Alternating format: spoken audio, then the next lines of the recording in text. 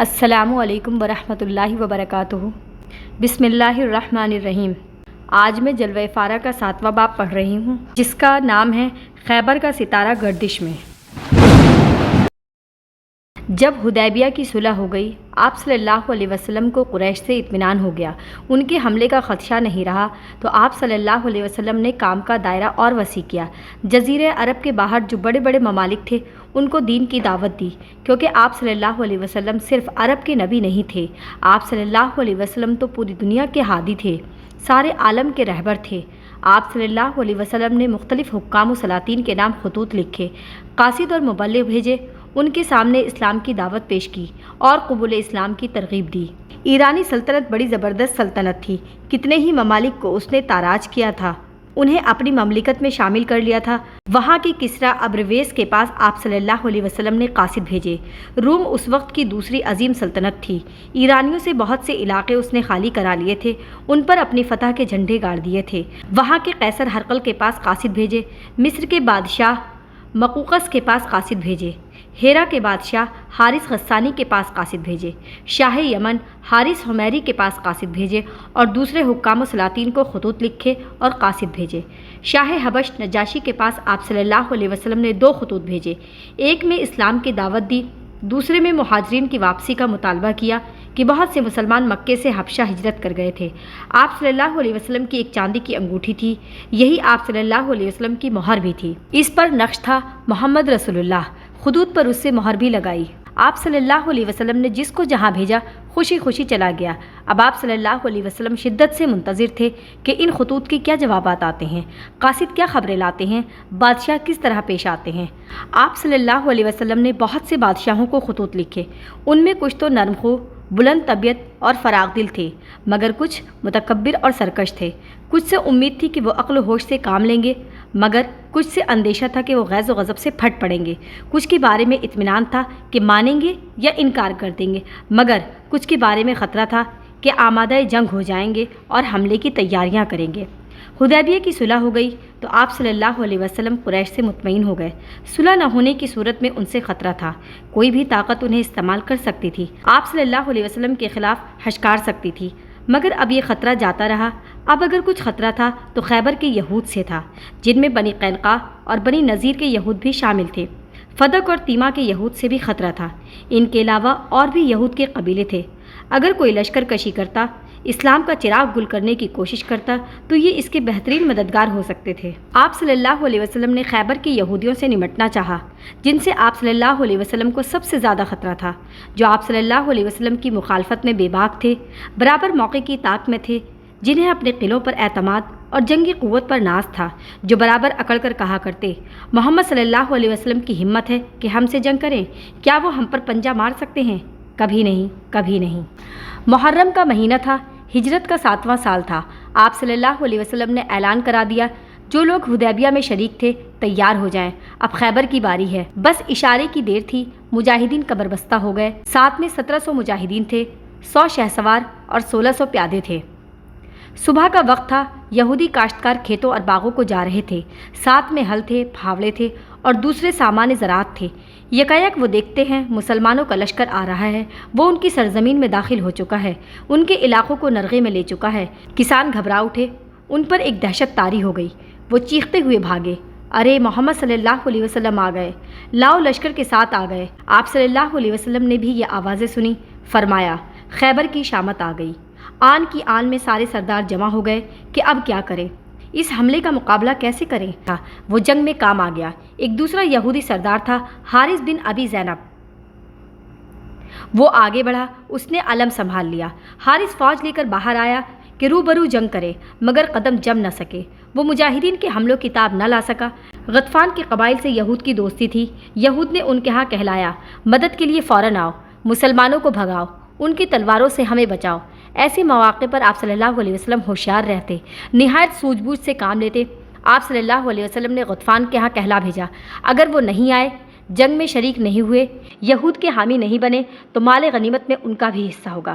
مجاہدین نے خیبر کے قلعے گھیر لیے، اب نہ وہ باغوں میں جا سکتے، نہ کھیتوں میں پہنچ سکتے۔ یہود اس محاصرے سے نروس نہ ہوئے، انہوں نے پوری قوت سے مقابلہ کیا، جان کی بازیاں لگا دیں، تابڑ توڑ حملے کیے۔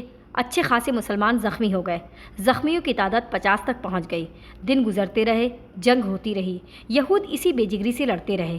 کبھی وہ تیروں کی بارش کرتے، کبھی پتھروں سے یورش کرتے، کبھی باہر نکل کر جنگ کرتے، پھر لوٹ کر اپنے قلعوں میں چلے جاتے۔ سلام بن مشکم لشکر کا کمانڈر تھا، وہ جنگ میں کام آ گیا۔ ایک دوسرا یہودی سردار تھا، حارث بن ابی زینب، وہ آگے بڑھا، اس نے علم سنبھال لیا۔ حارث فوج لے کر باہر آیا کہ روبرو جنگ کرے، مگر قدم جم نہ سکے۔ وہ مجاہدین کے حملوں کی تاب نہ لا سکا۔ بالآخر اس نے لوٹ کر قلعے میں پناہ لی۔ ضروری تھا کہ جنگ مختصر کی جائے، جلد از جلد فتح حاصل کی جائے، مدت حصار لمبی نہ ہونے دی جائے، کیونکہ محاصرہ لمبا ہونے میں اپنا بھی نقصان تھا۔ اگرچہ یہود کے ناک میں دم ہو جاتا، ان کا قافیہ تنگ ہو جاتا، حوصلے پست ہو جاتے، وہ بھوک سے نڈھال ہو جاتے، ان کے پاؤں اکھڑ جاتے، وہ بھوک پیاس کی تاب نہ لا سکتے۔ آپ صلی اللہ علیہ وسلم نے حضرت ابوبکر رضی اللہ تعالی عنہ کو علم دیا کہ وہ جا کر اس قلعے کو فتح کریں جس میں ان کے جنگجو سپاہی جمع تھے۔ ابوبکر رضی اللہ تعالی عنہ دن بھر لڑتے رہے، پھر شام ہوئی تو واپس آ گئے۔ کتنا ہی زور لگایا، قلعہ فتح نہ کر سکے۔ آپ صلی اللہ علیہ وسلم نے حضرت عمر رضی اللہ تعالی عنہ کو بھیجا، وہ دن بھر لڑتے رہے، شام کو ناکام واپس آ گئے۔ تیسرے دن آپ صلی اللہ علیہ وسلم نے حضرت علی رضی اللہ تعالی عنہ کو بھیجا، فرمایا یہ علم لو اور جاؤ، آج قلعہ فتح کر کے دم لینا۔ حضرت علی رضی اللہ تعالی عنہ نے علم ہاتھ میں لیا اور روانہ ہو گئے۔ قلعے کے قریب پہنچے تو یہودی فوج آگے بڑھی۔ حضرت علی رضی اللہ تعالی عنہ نے مقابلہ کیا، ایک یہودی نے حملہ کیا، انہوں نے ڈھال سامنے کر دی، پھر پوری بے جگری سے لڑتے رہے، بالآخر اللہ کی مدد آئی، قلعہ فتح ہو گیا۔ یہودی کمانڈر حارث بن ابی زینب تھا، وہ بری طرح مارا گیا۔ قلعے کی ایک پھاٹک ٹوٹ کر گر گیا تھا، مسلمانوں نے اس سے پل کا کام لیا اور وہ قلعے میں گھس گئے۔ اس میں جو کچھ سامان اور اسلحے تھے سب پر قبضہ کر لیا۔ یہودی فوج ایک دوسرے قلعے میں آ گئی، وہاں سے مقابلہ کرنے لگی۔ ان کا ایک سپاہی باہر آیا، اس کا نام تھا مرہب، وہ ایک نامی پہلوان تھا، قوت و شجاعت میں معروف تھا، سر سے پیر تک لوہے میں غرق تھا۔ اس نے مبارز طلبی کی۔ آپ صلی اللہ علیہ وسلم نے مجاہدین سے فرمایا کون مقابلے میں آتا ہے؟ محمد بن مسلمہ رضی اللہ تعالی عنہ سامنے آئے، عرض کیا اللہ کے رسول صلی اللہ علیہ وسلم، میں بخدا میرے بدن میں آگ لگی ہوئی ہے، کل میرا بھائی اس کے ہاتھوں شہید ہو گیا ہے۔ آپ صلی اللہ علیہ وسلم نے فرمایا ٹھیک ہے آ جاؤ۔ آپ صلی اللہ علیہ وسلم نے محمد بن مسلمہ کے لیے دعا فرمائی، خدایا اس کی مدد کر، دشمن پر اسے فتح یاب کر۔ محمد بن مسلمہ کے ایک بھائی تھے، ایک ہی دن پہلے کی بات ہے، وہ یہودیوں سے جنگ کر رہے تھے، وہ لڑتے رہے، بالآخر تھک کر چور ہو گئے۔ سامنے ہی یہودیوں کا قلعہ تھا، وہ قلعے کے سائے میں بیٹھ گئے کہ کچھ دیر دم لے لیں۔ کوئی یہودی دیکھ رہا تھا، اس نے موقع غنیمت جانا، اوپر سے چکی کا پاٹ گرا دیے، وہ پاٹ آ کر سر پر گرے، سر پر آہنی ٹوپی تھی، اس سے سر پھٹ گیا، چہرے کا گوشت کٹ کر گر گیا، آنکھیں باہر آ گئیں، کچھ ہی دیر میں روح پرواز کر گئی۔ محمد بن مسلمہ مرہب کے مقابلے میں آ گئے، وہ منہ سے جھاگ پھینک رہے تھے، وہ بھائی کا انتقام لینے کے لیے بےتاب تھے۔ مقابلہ شروع ہو گیا، ان دونوں کے درمیان ایک درخت تھا جس کا تنا چھوٹا تھا مگر شاخیں لمبی تھی، ان دونوں نے اس سے ڈھال کا کام لیا، وہ شاخوں کی اوٹ سے ایک دوسرے پر حملے کرتے رہے، یہاں تک کہ ساری شاخیں گر گئیں، بس بیچ میں درخت کا تنا رہ گیا۔ مرہب بن مسلمہ رضی اللہ تعالی عنہ پر جھپٹا کہ ان کا کام تمام کر دے۔ ابن مسلمہ رضی اللہ تعالی عنہ نے ڈھال سامنے کر دی، تلوار ڈھال میں گھس گئی، جب تک ابن مسلمہ رضی اللہ تعالی عنہ کی تلوار چمکی اور مرہب کے جسم میں پیوست ہو گئی۔ اب کیا تھا، مرہب خاک و خون میں تڑپ رہا تھا۔ یہود کے قلعے سے مرہب کا بھائی نکلا، اس کا نام یاسر تھا، اس نے بھی مبارز طلبی کی۔ مسلمانوں کی سب سے زبیر بن عوام رضی اللہ تعالی عنہ نکلے۔ آپ صلی اللہ علیہ وسلم کی ایک پھوپھی صفیہ رضی اللہ تعالی عنہ تھیں، یہ انہی کے بیٹے تھے۔ حضرت صفیہ رضی اللہ تعالی عنہ بھی لشکر کے ساتھ تھیں، انہیں یاسر سے خطرہ محسوس ہوا، بولی اللہ کے رسول صلی اللہ علیہ وسلم وہ میرے لال کو شہید کر دے گا۔ آپ صلی اللہ علیہ وسلم نے فرمایا یہ کیا ضروری ہے، گھبرائے نہیں، خدا نے چاہا تو آپ صلی اللہ علیہ وسلم کا لال اسے قتل کرے گا۔ آپ صلی اللہ علیہ وسلم کی پیشن گوئی صحیح نکلی، زبیر رضی اللہ تعالی عنہ نے اس یہودی کو ڈھیر کر دیا، وہ یہودی اپنے بھائی مرہب سے جا ملا۔ کئی دن ہو گئے، گھمسان کی جنگ ہوتی رہی، نہایت زوردار مقابلے ہوتے رہے، یہودی کوئی قلعہ خالی نہ کرتے، جانوں پر کھیل کر مقابلہ کرتے، جب تک اچھی طرح لڑ نہ لیتے ایک انچ پیچھے نہ ہٹتے۔ محاصرہ لمبا ہو گیا، کھانے پینے کا سامان ختم ہو گیا، مسلمان سخت تنگی میں پڑ گئے، بھوک پیاس سے پریشان ہو گئے۔ اتفاق سے کچھ گدھے آ گئے، یہ یہود کے گدھے تھے، بھوک سے پریشان تھے ہی، فوراً انہیں ذبح کیا، کاٹا پیٹا، پھر آگ جلائی اور چولہوں پر دے کے چڑھ گئیں۔ ادھر سے آپ صلی اللہ علیہ وسلم کا گزر ہوا، پوچھا کیا پک رہا ہے؟ جواب ملا گدھے کا گوشت۔ آپ صلی اللہ علیہ وسلم نے فرمایا گدھے حلال نہیں ہیں، ان کا گوشت مت کھاؤ۔ مسلمانوں نے سرے تسلیم خم کر دیا، ساری دیگیں الٹ دیں۔ پھر ایک دن یہود کی 2 بکریاں آ گئیں۔ کھانے والے بہت تھے، پورا ایک لشکر تھا۔ ایک لشکر کے لیے 2 بکریاں کچھ بھی نہیں، مگر اللہ نے برکت دی، تمام مسلمانوں کی دعوت ہو گئی۔ انہی دنوں کی بات ہے، آپ صلی اللہ علیہ وسلم کے پاس ایک حبشی آیا۔ یہ ایک یہودی کا چرواہا تھا، بکریاں اس کے ساتھ تھیں۔ اس نے عرض کیا، اللہ کے رسول صلی اللہ علیہ وسلم، میرا سینہ کھل گیا، میرا دل مطمئن ہو گیا، اب مجھے بھی دین سکھائیے، دین کی دولت سے بہرہ مند کیجیے۔ آپ صلی اللہ علیہ وسلم نے اسلام کی دعوت پیش کی، اس نے کلمہ پڑھا اور اسلام لے آیا۔ پھر اس نے عرض کیا، اللہ کے رسول صلی اللہ علیہ وسلم، یہ ایک یہودی کی بکریاں ہیں، میں انہیں چراتا تھا، یہ میرے پاس امانت ہے، اب میں کیا کروں؟ آپ صلی اللہ علیہ وسلم نے فرمایا، ان کے منہ پر کنکری مارو اور ہکا دو، خدا نے چاہا تو یہ مالک کے ہاں پہنچ جائیں گی۔ اس نے منہ پر کنکری ماری اور یہ کہتے ہوئے ہکا دیا، جاؤ اپنے مالک کے ہاں، اب میں اسلام لے آیا، میرا تمہارا ساتھ نہیں رہا۔ وہ بکریاں وہاں سے چل پڑیں اور یہود کے ایک قلعے میں داخل ہو گئیں۔ اب وہ شخص مسلمانوں میں مل گیا اور یہودیوں سے لڑنے لگا۔ کچھ ہی دیر ہوئی تھی کہ ایک پتھر آ کر لگا اور وہ شہید ہو گیا۔ مسلمان اسے اٹھا کر آپ صلی اللہ علیہ وسلم کی خدمت میں لائے، اسے آپ صلی اللہ علیہ وسلم کے پاس لٹا دیا اور ایک کپڑے سے ڈھانپ دیا۔ کسی نے عرض کیا، اللہ کے رسول صلی اللہ علیہ وسلم، یہ قتل ہو گیا، خدا کے آگے ایک سجدہ نہ کر سکا، مسلمان کیسے ہوگا؟ آپ صلی اللہ علیہ وسلم نے فرمایا، ارے یہ شہداء میں سے ہے، تم کیا جانو، اس وقت یہ جنت میں ہے، دائیں بائیں 2 حوریں بیٹھی ہیں، اس کے چہرے کی گرد جھاڑ رہی ہیں، وہ کہہ رہی ہیں، جس نے تجھے خاک و خون میں تڑپایا، خدا اسے بھی تڑپائے، جس نے تجھے شہید کیا، خدا اسے غارت کرے۔ مسلمان سخت آزمائش میں تھے، وہ بھوک پیاس سے پریشان تھے، مگر یہ تکلیف زیادہ دنوں نہیں رہی۔ رحمت الہی شامل حال رہی۔ جلد ہی وہ قلعہ بھی فتح ہو گیا، جس میں اناج کا ذخیرہ تھا اور کھانے پینے کی ساری چیزیں تھیں۔ مسلمان خوب آسودہ اور تازہ دم ہو گئے، ان کی ساری سستی اور تکان دور ہو گئی۔ ان کے اندر اب ایک نئی قوت، نیا عزم اور نیا ولولہ جوش مارنے لگا۔ اب وہ اپنے مورچوں پر مضبوطی سے ڈٹ گئے اور پورے نشاط سے لڑتے رہے۔ یہود مجاہدین کے حملوں کی تاب نہ لا سکے، ایک ایک کر کے سارے قلعے فتح ہو گئے، اب بس قلعہ زبیر رہ گیا۔ مجاہدین نے پانی کا راستہ بند کر دیا، ان کے سپاہی مجبور ہو گئے کہ باہر نکل کر مقابلہ کریں۔ کچھ دیر مقابلہ رہا، بالآخر یہود نے ہتھیار ڈال دیے، یہ قلعہ بھی فتح ہو گیا۔ جنگ ہو رہی تھی، آپ صلی اللہ علیہ وسلم گھوڑے پر سوار تھے، صفوں کے درمیان آ جا رہے تھے، جسم پر 2 زرہیں تھیں اور سر پر آہنی ٹوپی تھی۔ آپ صلی اللہ علیہ وسلم برابر جوش دلا رہے تھے، ساتھیوں میں جہاد کی روح پھونک رہے تھے، ایمانی حمیت کی بھٹیاں دہکا رہے تھے اور مجاہدین بے جگری سے لڑ رہے تھے، یہاں تک کہ یہود کے بیشتر قلعے فتح ہو گئے، بہت سی عورتیں اور بچے قید کر لیے گئے۔ اب یہود کی جانیں خطرے میں تھیں، سارے مال و اسباب ہاتھ سے جا رہے تھے۔ انہوں نے ایک وفد بھیجا، وفد کا امیر کنانا تھا، یہ ابو الحقیق کا بیٹا تھا۔ وفد نے آپ صلی اللہ علیہ وسلم سے صلح کی درخواست کی، آپ صلی اللہ علیہ وسلم نے درخواست قبول کر لی اور صلح ہو گئی۔ جس طرح وہ پہلے آباد تھے، اب بھی آباد رہے، وہی ان زمینوں میں کاشت کرتے۔ مسلمانوں کو یہاں کافی مال غنیمت ملا، بہت سے اسلحے اور ہتھیار ملے، البتہ سونے چاندی کے ذخیرے نہ مل سکے۔ آپ صلی اللہ علیہ وسلم نے پوچھا، وہ ذخیرے کہاں ہیں؟ کنانا نے جواب دیا، وہ تو سب جنگ میں صرف ہو گئے، کچھ بھی نہیں بچا۔ اس نے پہم قسم کھائی اور آپ صلی اللہ علیہ وسلم کو پورا یقین دلایا۔ آپ صلی اللہ علیہ وسلم نے فرمایا، اگر کچھ برآمد ہو گیا تو پھر شامت آ جائے گی، جان نہیں بچ سکے گی، کہو ٹھیک ہے؟ کنانا نے کہا ہاں۔ آپ صلی اللہ علیہ وسلم نے کچھ لوگوں کو گواہ بنایا، گواہوں میں یہود بھی تھے، مسلمان بھی تھے۔ پھر ان ذخیروں کا سراغ لگانے کا حکم دیا جن کا کنانا نے انکار کیا تھا۔ مسلمانوں نے چھان بین شروع کر دی، وہ کنانا کے آدمیوں سے ملے، ان سے دریافت کرنے کی کوشش کی۔ ایک نے اشارہ کیا، کنانا فلاں کھنڈر کے گرد گھوم رہا تھا۔ مسلمانوں کو گمان ہوا شاید ان کے ذخیرے انہی کھنڈرات میں ہیں۔ آپ صلی اللہ علیہ وسلم نے حکم دیا وہ زمینیں کھودی جائیں، ان سب کا جائزہ لیا جائے۔ کھنڈرات کی کھدائی ہوئی، زمینوں کی تلاشی ہوئی، ایک جگہ چمڑے کی ایک بڑی سی تھیلی ملی، اس میں یہود کے کچھ زیورات تھے۔ یہ زیورات نکالے گئے، کنانا کو دکھائے گئے، کنانا نے اعتراف کیا، جرم ثابت ہو گیا، اس کا خون مباح ہو گیا، مسلمانوں نے اسے تحقیق کر دیا۔ مسلمان قلعوں میں گھس گئے، سارے سامان سمیٹنے لگے۔ آپ صلی اللہ علیہ وسلم نے اعلان کرا دیا، خود کھاؤ، جانوروں کو کھلاؤ، کچھ ڈھو کر نہ لے جاؤ۔ مسلمانوں نے حکم کی تعمیل کی، خود کھایا، جانوروں کو کھلایا، بقیہ سامان وہیں چھوڑ دیا۔ یہود نے ہتھیار ڈال دیے تو آپ صلی اللہ علیہ وسلم بڑی نرمی سے پیش آئے۔ تورات کے کچھ صحیفے تھے، وہ مسلمانوں کے ہاتھ آ گئے۔ آپ صلی اللہ علیہ وسلم نے وہ صحیفے واپس کر دیے۔ ان کے پہلے سردار ہوئی بن اخطب کی بیٹی صفیہ تھیں، وہ کنانہ سے بیاہی تھیں، قیدیوں کے ساتھ وہ بھی آئیں۔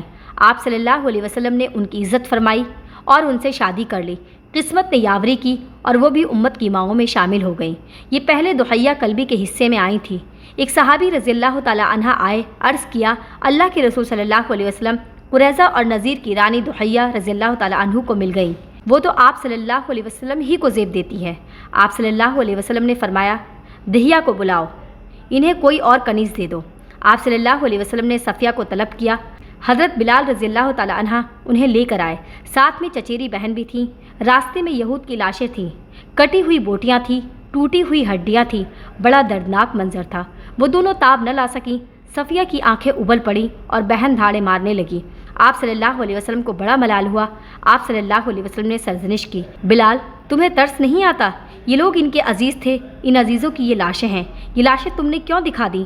حضرت بلال رضی اللہ تعالی عنہ نے معذرت کی، اللہ کے رسول صلی اللہ علیہ وسلم غلطی ہوئی ہے، مجھے معاف کیجیے، میں نے سوچا یہ اپنی قوم کی قتل گاہیں دیکھ لیں۔ آپ صلی اللہ علیہ وسلم نے صفیہ کی بہن دحیہ رضی اللہ تعالیٰ عنہ کو دے دی اور صفیہ کو آزاد کر دیا۔ صفیہ مسلمان ہو کر آپ صلی اللہ علیہ وسلم کے نکاح میں آ گئی۔ غور کرو آپ صلی اللہ علیہ وسلم نے کس قدر نرمی اور دلجوئی کی، مگر یہود کی دشمنی نہ گئی، ان کی انگیٹھیاں دہکتی رہیں، ان کی شرارتیں جاری رہیں، وہ ہمیشہ آپ صلی اللہ علیہ وسلم سے جلتے رہے، آپ صلی اللہ علیہ وسلم کی ترقیوں سے کڑتے رہے، آپ صلی اللہ علیہ وسلم کے لیے پریشانیوں کی آرزومند رہے، عورتیں ہو یا مرد سب کا یہی حال رہی، سب آپ صلی اللہ علیہ وسلم کے دشمن رہے۔ ایک یہودی عورت تھی زینب، یہ حارث کی بیٹی اور مرحب کی بہن تھی۔ یہ ایک زہر میں بھونی ہوئی بکری لے کر آئی اور آپ صلی اللہ علیہ وسلم کے سامنے رکھ دی۔ آپ صلی اللہ علیہ وسلم نے قبول کر لیا اور ساتھیوں کو بھی شریک کر لیا۔ آپ صلی اللہ علیہ وسلم نے شانے کا ایک ٹکڑا لیا اور منہ میں رکھ لیا، پھر یکایک ساتھیوں کو اشارہ کیا کہ ہاتھ روک لیں۔ آپ صلی اللہ علیہ وسلم نے فرمایا مت کھاؤ، اس میں زہر ہے۔ بشر بن برا رضی اللہ تعالیٰ عنہ بھی کھانے میں شریک تھے، انہوں نے بھی ایک ٹکڑا لیا اور اسے نگل لیا۔ وہ بولے اللہ کے رسول صلی اللہ علیہ وسلم بخدا جو ٹکڑا میں نے کھایا ہے اس میں بھی زہر تھا، لیکن میں نے تھوکا نہیں کہ آپ صلی اللہ علیہ وسلم کا کھانا بدمزہ نہ ہو۔ آپ صلی اللہ علیہ وسلم نے زینب کو طلب کیا، غصے سے چہرہ مبارک سرخ ہو رہا تھا۔ آپ صلی اللہ علیہ وسلم نے پوچھا تو نے شانے میں زہر ملایا تھا؟ زینب آپ صلی اللہ علیہ وسلم کو کس نے بتایا؟ حضور صلی اللہ علیہ وسلم خود شانے نے بتایا۔ زینب جی ہاں ملایا تھا۔ حضور صلی اللہ علیہ وسلم یہ کیوں؟ زینب میرے باپ، چچا، شوہر سب مارے گئے، قوم کا جو کچھ حشر ہوا معلوم ہے۔ میں نے کہا اگر آپ صلی اللہ علیہ وسلم واقعی نبی ہوئے تو شانہ خود بتا دے گا، اور اگر بادشاہ ہوئے تو ہمیں راحت مل جائے گی۔ کتنا سنگین جرم تھا، مگر آپ صلی اللہ علیہ وسلم نے معاف کر دیا۔ البتہ بشر رضی اللہ تعالیٰ عنہ کی حالت دگرگوں ہو گئی، پھر وہ نہ بچ سکے، بہت جلد ہی اپنے رب سے جا ملے۔ آپ صلی اللہ علیہ وسلم خیبر سے چلے تو معاذ بن جبل رضی اللہ تعالیٰ عنہ کو وہیں روک دیا، انہیں یہودیوں کے ساتھ حسن سلوک کی تلقین کی، تاکید کی کہ ان کے مذہب سے کوئی تعارض نہ کرے۔ وہاں سے آپ صلی اللہ علیہ وسلم وادی القریٰ پہنچے، وہاں کے یہود لڑنے کے لیے تیار ہو گئے۔ کچھ دیر جنگ ہوئی، پھر ہتھیار ڈال دیے اور صلح کی درخواست کی۔ فدق کے یہودی خیبر کی خبریں سن چکے تھے، وہ بری طرح سہمے ہوئے تھے، ان پر ایک دہشت سی طاری تھی۔ آپ صلی اللہ علیہ وسلم نے قاصد بھیجے کہ وہ یا تو ایمان لے آئیں یا مال و اسباب سے دستبردار ہو جائیں۔ ان کے ہاں سے ایک وفد آیا جس نے نصف مال پر صلح کی درخواست کی۔ تیمہ کے یہود سے بھی خون خرابی کی نوبت نہ آئی۔ آپ صلی اللہ علیہ وسلم نے جتنا جزیہ مقرر کیا اس پر وہ راضی ہو گئے۔ اس طرح عرب کے سارے یہودی زیر نگی ہو گئے۔ آپ صلی اللہ علیہ وسلم نے ان کی قوت پارا پارا کر دی، ان سے اب کوئی خطرہ نہ رہا۔ آپ صلی اللہ علیہ وسلم خیبر کے لیے روانہ ہوئے تو قریش کو یقین تھا آپ صلی اللہ علیہ وسلم شکست کھا جائیں گے، وہ آپ صلی اللہ علیہ وسلم کی کمر توڑ دیں گے۔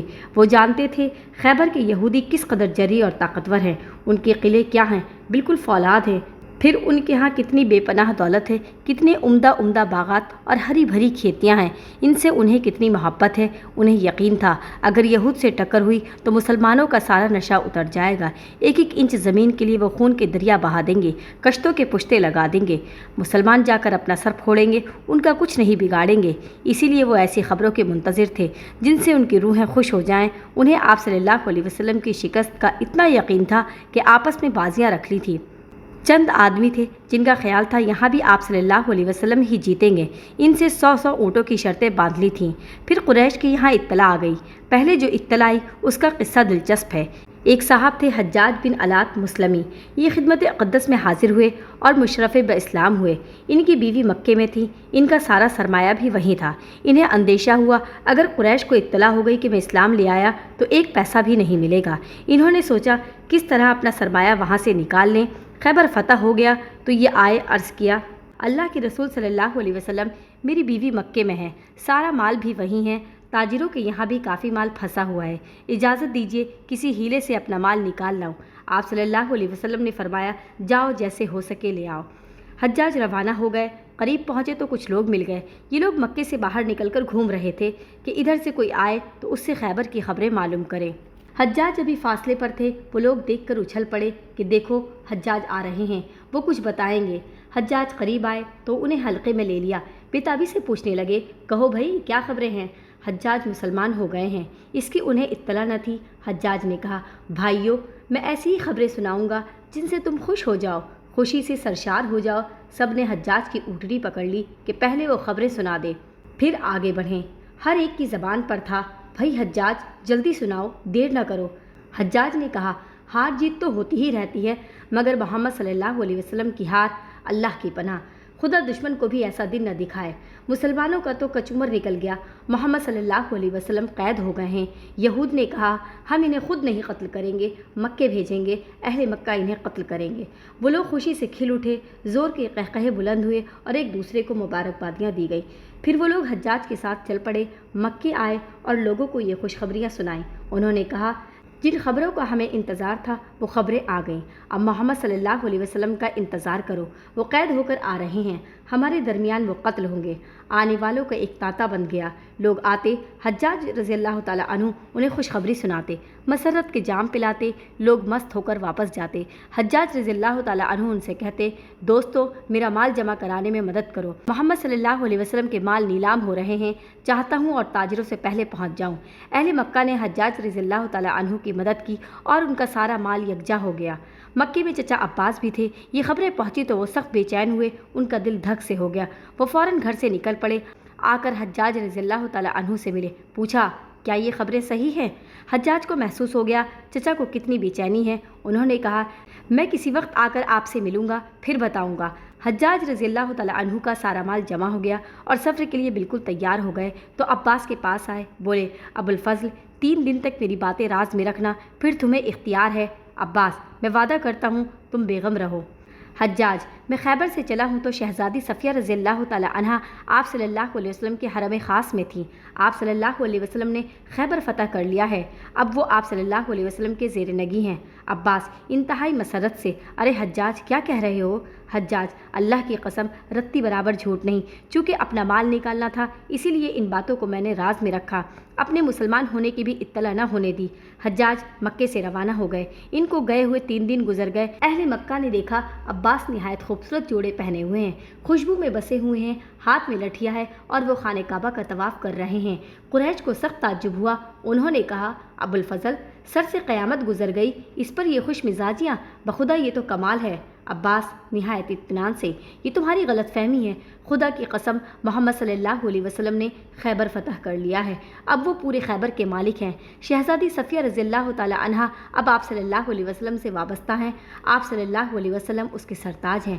قریش حیرت سے آنکھیں پھاڑ کر ارے یہ خبریں کہاں سے ملی؟ عباس جہاں سے تمہیں ملی، حجاج اب مسلمان ہو گئے ہیں، وہ اپنا مال لینے آئے تھے، اب وہ گئے محمد صلی اللہ علیہ وسلم کے کیمپ میں۔